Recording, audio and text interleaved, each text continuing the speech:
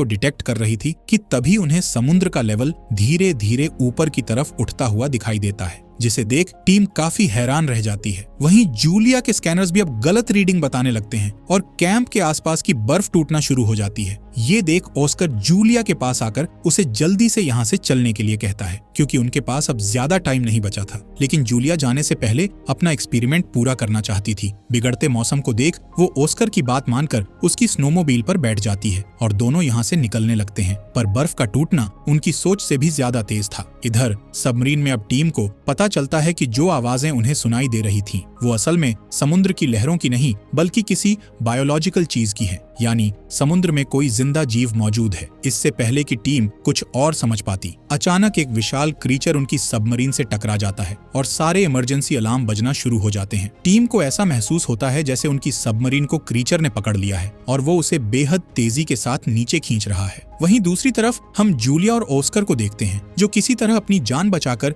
यहाँ से भागने की कोशिश कर रहे थे, क्योंकि उनके पीछे की बर्फ लगातार टूटती जा रही थी। कि तभी ऑस्कर की नजर सामने से उठ रहे बर्फ के तूफान पर पड़ती है, जो बहुत ही भयानक था। ऑस्कर काफी घबरा जाता है और इसी घबराहट में बैलेंस बिगड़ने की वजह से उसकी स्नोमोबाइल बर्फ की चट्टान से टकराकर ब्लास्ट हो जाती है और उन दोनों को जब तक होश आता है तब तक उनका कैंप भी तूफान की चपेट में आकर तबाह हो चुका होता है। उधर पानी के नीचे लगातार सबमरीन पर हमले हो रहे थे और ये हमले करने वाला कोई और नहीं बल्कि वही विशाल क्रीचर था, जिसे रोकने के लिए टीम अब उस पर फायरिंग करना शुरू कर देती है। तब रोशनी में उन्हें क्रीचर के कुछ विशालकाय टेंटिकल दिखाई देते हैं। इससे पहले कि टीम उन टेंटिकल्स के बारे में कुछ और जान पाती, क्रीचर दोबारा सबमरीन पर हमला कर उसे तबाह कर देता है। लेकिन डूबने से ठीक पहले कैप्टन लास्ट मोमेंट पर टीम को इमरजेंसी सिग्नल छोड़ने का ऑर्डर देता है, ताकि सिग्नल मिलने पर उनकी नौसेना उन्हें जल्द ही बचाने के लिए आ जाए। अगले दिन ही रशियन मरीन हेडक्वार्टर को वो सिग्नल मिल जाता है, जिसके जरिए उन्हें अपनी सबमरीन के गायब होने के बारे में पता चलता है।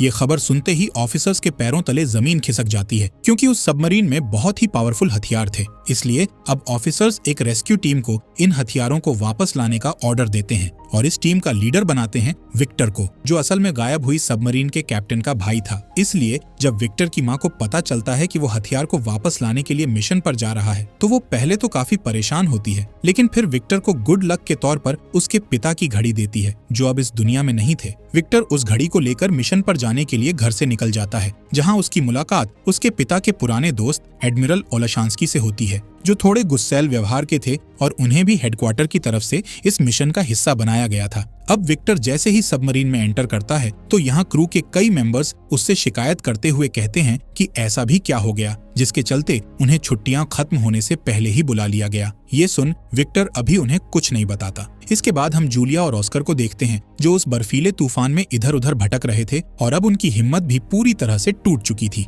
क्योंकि इनके पास ना तो खाने के लिए कुछ सामान था और ना ही रहने के लिए कोई जगह थी। इसके अलावा सैटेलाइट फोन में भी सिग्नल नहीं आ रहे थे, पर जूलिया किसी भी हाल में बस यहाँ से निकलना चाहती थी। इसलिए वो सिग्नल ढूंढते ढूंढते एक गहरी खाई के पास पहुंच जाती है और उसमें बस गिरने ही वाली होती है कि तभी ऑस्कर यहाँ आकर उसे बचा लेता है और जूलिया जब फोन चेक करती है तो उसमें अब सिग्नल आ चुके होते हैं। ये देख जूलिया जल्दी से एक ऑयल रिग कंपनी से कांटेक्ट करती है, लेकिन तूफान का शोर इतना ज्यादा था कि कंपनी के मेंबर को जूलिया की एक भी बात समझ नहीं आती और कुछ ही सेकंड्स बाद सिग्नल गायब होने की वजह से कॉल कट हो जाता है। जूलिया और ऑस्कर की हिम्मत अब लगभग खत्म हो चुकी थी, पर फिर भी ऑस्कर बचने की एक आखिरी उम्मीद के साथ फ्लेयर गन चलाता है कि तभी जूलिया की नजर सामने बर्फ की सतह पर पड़ती है, जहां एक लाल रंग की रोशनी चमक रही थी। लेकिन वो क्या है, ये जानने के लिए दोनों इस रोशनी की तरफ भागते हैं और जब पास जाकर देखते हैं तो पता चलता है कि ये वही इमरजेंसी सिग्नल है जिसे गायब हुई सबमरीन के कैप्टन ने रिलीज करवाया था। और इन दोनों को ये बात अच्छी तरह पता थी कि इस सिग्नल को ढूंढते हुए रशियन सेना यहाँ जरूर आएगी, इसलिए जूलिया ऑस्कर से यहीं रुकने के लिए कहती है। इधर विक्टर की सबमरीन कई घंटों का सफर तय करने के बाद अब उस लोकेशन पर पहुंच जाती है जहां विक्टर के भाई की सबमरीन गायब हुई थी। इसके अलावा उन्हें इमरजेंसी सिग्नल की भी लोकेशन पता चल चुकी थी, इसलिए विक्टर अपनी टीम को इसी जगह पर चलने के लिए कहता है। लेकिन यहाँ पहुंचने के बाद विक्टर को कोई सबमरीन तो नहीं मिलती, पर दो थके हारे जियोलॉजिस्ट्स मिल जाते हैं जिनकी हालत बहुत ज्यादा खराब थी। इसलिए विक्टर इन्हें जल्दी से अपनी सबमरीन में ले जाता है। हालांकि ऐसा करने के पीछे उसका एक मकसद छुपा हुआ था। दरअसल वो जूलिया और ऑस्कर के जरिए ये जानना चाहता था कि आखिर उसके भाई की सबमरीन के साथ हुआ क्या था। और यही बात जब वो जूलिया से पूछता है तो उसके पास भी इस सवाल का कोई जवाब नहीं होता। वो विक्टर से कहती है कि मुझे शुरुआत में ऐसा लगा था कि ये सब हमारे सोनार डिवाइस के विस्फोट की वजह से हुआ है, जिसके चलते समुद्री भूकंप ने दस्तक दी। लेकिन जब मैंने अपने इक्विपमेंट्स चेक किए तो उस दिन किसी भी डिवाइस ने भूकंप को रिकॉर्ड ही नहीं किया था। ये देख जूलिया को यकीन हो गया कि इतनी भयानक हलचल भूकंप पैदा नहीं कर सकता है, बल्कि ये काम किसी समुद्री क्रीचर का है। ये सुनते ही विक्टर को पिछले दिन हुई एक रहस्यमयी घटना याद आ जाती है। दरअसल जब ये लोग आर्कटिक सर्कल में दाखिल होने वाले थे, तभी इनके राडार ने एक अजीब सिग्नल पकड़ा, जो असल में व्हेल मछलियों का झुंड था। और ये झुंड बार बार उनकी सबमरीन से टकरा रहा था, जैसे जानबूझकर विक्टर को आगे बढ़ने से रोकना चाह रहा हो। पर एडमिरल ओलेशांस्की इन्हें दूर भगाने के लिए लो फ्रीक्वेंसी सिग्नल रिलीज करने का ऑर्डर देता है। हालांकि विक्टर ऐसा करने से मना करता है, क्योंकि इससे व्हेल मछलियों को नुकसान हो सकता था। पर एडमिरल ओलेशांस्की उसकी एक नहीं सुनता। लो फ्रीक्वेंसी के ऑन होते ही सभी मछलियां दूर भाग जाती हैं, लेकिन फिर दोबारा वापस आ जाती हैं। ये देख टीम मेंबर्स हैरान रह जाते हैं कि तभी उन्हें समुद्र की गहराई से एक और अजीब सिग्नल मिलता है और व्हेल मछलियां भी एक एक कर दूर होना शुरू हो जाती हैं। इधर टीम मेंबर जब इस सिग्नल को चेक करते हैं तो उन्हें एक विशाल क्रीचर नजर आता है, जो एक ही झटके में व्हेल मछली को अपना शिकार बना लेता है और फिर इनकी सबमरीन की तरफ बढ़ने लगता है। इसलिए एडमिरल ओलेशांस्की उस पर हमला करने का ऑर्डर देते हैं, लेकिन विक्टर उन्हें ये कहते हुए रोक देता है कि हम ऐसे किसी पर हमला नहीं कर सकते हैं। इसके बाद वो सबमरीन को पास की ही एक बर्फीली दरार में ले जाने को कहता है, क्योंकि उसे यकीन था कि इतना बड़ा क्रीचर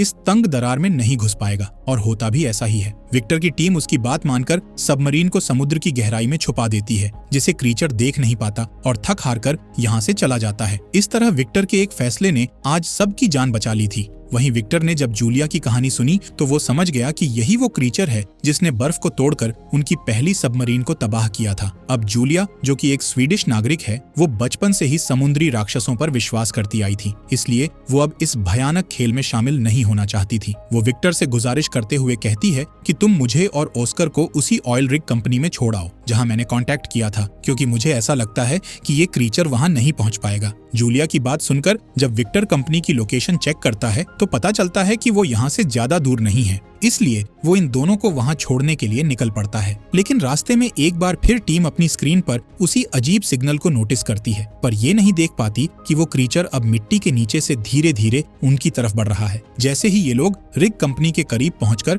वहां के इंचार्ज से कांटेक्ट करने ही वाले होते हैं, तभी समुद्र में हलचल होना शुरू हो जाती है। तेज लहरों के साथ पानी के अंदर से कई विशालकाय टेंटिकल्स बाहर निकलते हैं और मजबूत स्टील रिग कंपनी को पल भर में तबाह कर देते हैं। इधर विक्टर टेलीस्कोप के जरिए जब बाहर का नजारा देखता है तो उसे क्रीचर का असली रूप नजर आता है, जो कि असल में एक बहुत बड़ा ऑक्टोपस था। उसका चेहरा देखने के बाद टीम के सभी लोग हैरान रह जाते हैं, पर इससे पहले कि वो कुछ समझ पाते, कंपनी पूरी तरह समुद्र में समा जाती है। इसलिए अब विक्टर की टीम के पास यहाँ से भागने के अलावा कोई दूसरा रास्ता नहीं बचता, जबकि ऑक्टोपस रिग को बर्बाद करने के बाद उनकी सबमरीन की तरफ बढ़ता है। ये देख एडमिरल ओलेशांस्की गुस्से में कमान अपने हाथ में ले लेता है और टीम को 2 टॉर्पीडो फायर करने का ऑर्डर देता है, लेकिन कोई फायदा नहीं होता, क्योंकि ऑक्टोपस अभी भी जिंदा था, जो हमले की वजह से अब और भी ज्यादा गुस्से में आ गया था। वो तेजी से इनकी सबमरीन की ओर बढ़ने लगता है। ये देख एडमिरल ओलेशांस्की काफी डर जाते हैं और कमान दोबारा विक्टर को सौंप देते हैं। कमान हाथ में आते ही विक्टर फौरन सबमरीन को दूसरी दिशा में मोड़ने का आदेश देता है।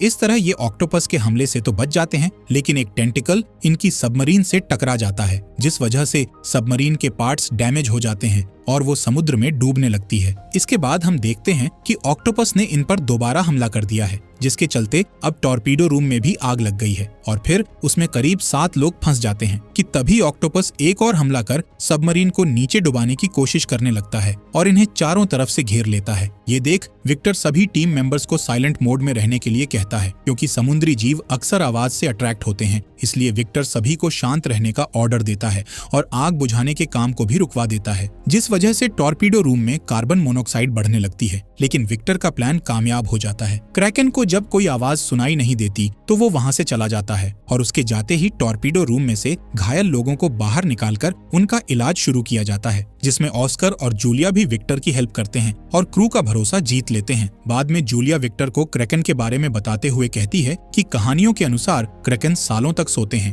पर जूलिया के धमाकों ने शायद उसे गहरी नींद से जगा दिया है, इसलिए वो अब इन लोगों से बदला लेना चाहता है। अगर हमें जिंदा रहना है तो सोनार को बंद करना होगा। इसके आगे वो ये भी बताती है कि ऑक्टोपस शिकार करने के बाद उसे गुफा में खींच कर ले जाते हैं, जिसका मतलब ये था कि विक्टर के भाई की सबमरीन भी जूलिया के पुराने कैंप के पास ही होनी चाहिए। अभी ये लोग बात कर ही रहे थे